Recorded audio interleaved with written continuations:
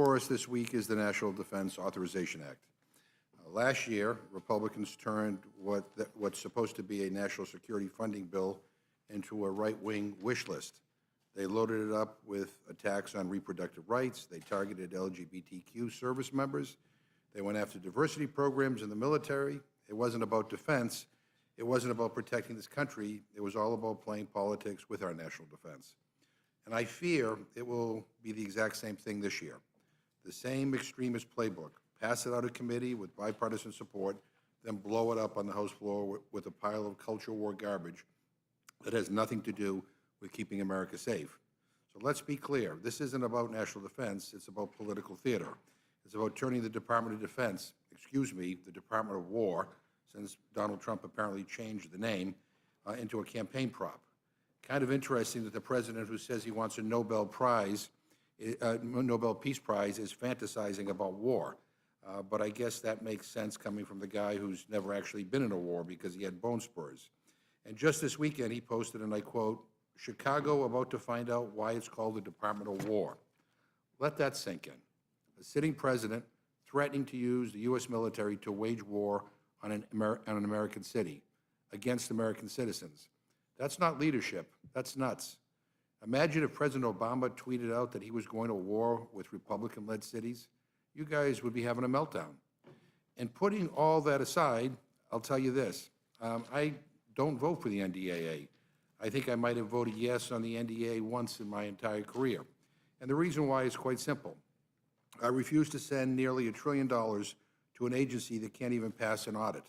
The Pentagon loses track of an insane amount of taxpayer money year after year, and we reward them with more. No, that's not defense. That's insanity. The stuff they overpay for is insane. The Air Force paid a $150,000 markup on soap dispensers, $1,500 for a single coffee cup. Those aren't just numbers I made up. They came from the very conservative Heritage Foundation. Imagine if we invested all those billions of wasted dollars here at home on ending hunger, on housing, or education, or making people's lives better. But instead, we're stuck in this circus. And speaking of circuses, let's talk about the Epstein files. Despite the best efforts of my friends on the other side, this issue is not going to go away. Republicans are doing everything they can to stall, distract, and cover up.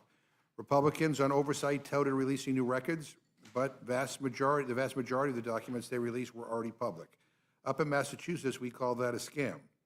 And while survivors stood outside the Capitol begging for justice, sharing their painful stories, Donald Trump sat in the Oval Office calling the whole thing, quote, irrelevant.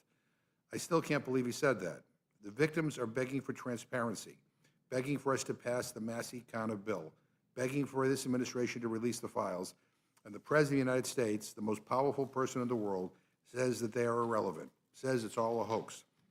It wasn't a hoax when Trump promised to release all the files. It wasn't a hoax when his own allies said that they had the client list sitting on their desk and were ready to make it public.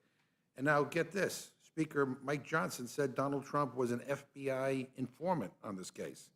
Now, I'm not surprised the Speaker walked it back because usually an informant knows something about what's going on. Being an informant implies being in on the crime. So again, we really, really, really need to know what the hell is in those files. And we need Republicans to stop shielding the powerful and start standing with the survivors. It's simple. Republicans can either sign the bipartisan Massey Connor discharge petition, or better yet, put the bill on the floor this week, which will finally give the public the full truth, or they can keep burying it. No more stalling, no more excuses, no more cover-ups. Release the files. I yield back.